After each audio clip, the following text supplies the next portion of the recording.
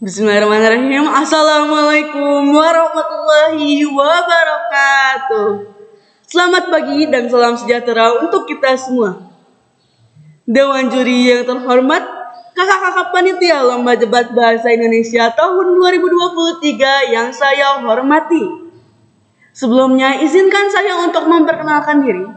Perkenalkan, nama saya Rulan Nazwa Sutia sebagai pembicara dari tim pemerintah yang berasal dari SMA Negeri 1 Lembang. Pada kesempatan kali ini, saya selaku pembicara 1 bertugas untuk memaparkan definisi, menyampaikan latar belakang mosi, dan memaparkan poin-poin argumentasi.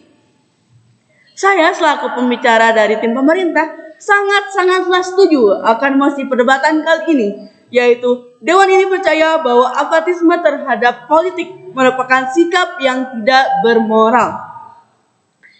Saya akan mendefinisikan apa itu apatis. Menurut Smith, apatis merupakan suatu ketidakpedulian individu yang disebabkan karena tidak mempunyai minat khusus terhadap aspek-aspek tertentu, baik itu aspek emosional dan aspek kehidupan sosial, salah satunya adalah politik.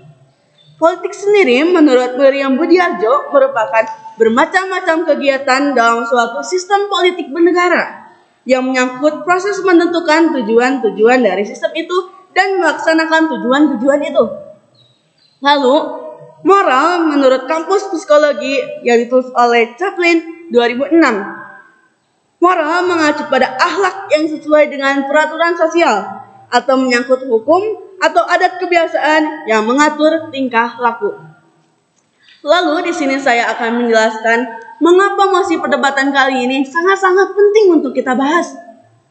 Mengingat generasi milenial, generasi Gen Z sekarang sangat-sangatlah tidak peduli atau apatis terhadap politik.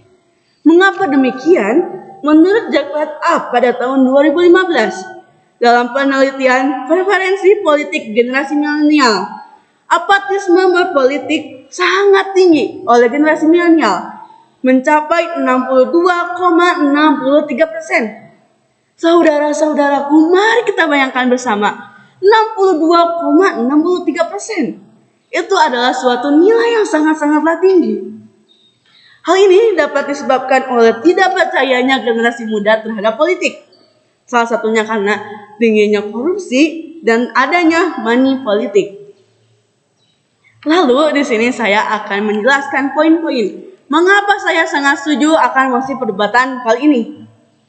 Yang pertama, mari kita lihat dalam kacamata profil pelajar Pancasila. Profil pelajar Pancasila merupakan kumpulan kompetensi dan karakter eksistensi siswa yang dapat dipelajari melalui lintas disiplin ilmu. Dalam profil pelajar Pancasila ada dua nilai yang akan saya bahas. Yang pertama adalah berkebinekaan global. Dalam berpolitik, banyak sekali perbedaan yang akan muncul. Namun, bukankah perbedaan itu sudah biasa di dalam masyarakat Indonesia? Perbedaan adalah suatu kekayaan yang seharusnya kita syukuri bersama. Ketika kita mensyukuri bersama, maka perbedaan tersebut akan menjadi suatu tenaga kita sebagai masyarakat Indonesia terhadap dunia. Lalu yang kedua ada berpikir kritis. Kita sebagai generasi milenial dan generasi Z, kita tidak boleh memandang suatu hal dalam satu sudut pandang, dalam satu pemikiran. Ketika kita melihat, ketika kita memandang, ketika kita mendengar, tidak sepantasnya kita memakan mentah-mentah opini tersebut. Kita harus mencari ulang, meriset ulang, dan memakai berbagai sudut pandang dalam menilai sesuatu. Memang politik saat ini tidak dapat dipungkiri, banyak sekali politik, banyak sekali money politik. Namun politik merupakan suatu gerbang, suatu kunci nyata, suatu kesuksesan, suatu kemajuan, suatu berkembangnya suatu negara. Yang perlu kita ketahui, menurut Badan Pusat Statistik, usia muda, usia milenial dan Gen Z, yaitu 24 hingga 39 tahun dan 8 hingga 33 tahun. Menurut Densus pada tahun 2020, milenial mencapai 70 juta jiwa atau 25,87% dari 100% jumlah penduduk Indonesia. itu merupakan jumlah-jumlah yang sangatlah tinggi. Namun ketika generasi milenial menolak untuk bersuara, menolak untuk mengikuti pemilihan-pemilihan, bagaimana pemikiran mereka dapat disalurkan? Mengingat generasi milenial merupakan penerus estafet kepemimpinan. Mereka yang akan menjadi pemimpin di masa depan.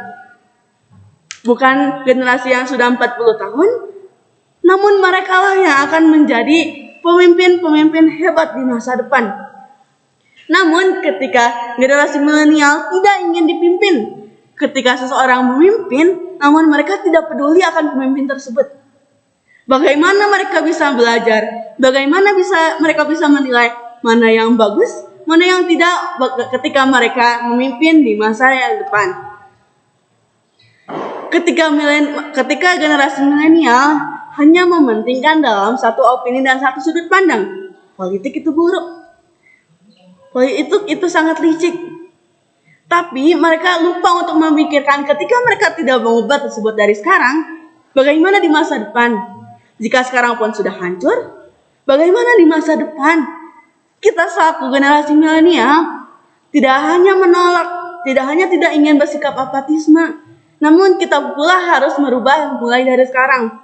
Ketika kita berpolitik, kita harus menyadari apa saja yang bagus dan tidak untuk dilanjutkan di masa depan. Kita selaku generasi milenial tidak perlu menolak mentah-mentah akan politik. Ketika kita apatisme terhadap politik, merupakan tindak yang tidak bermoral.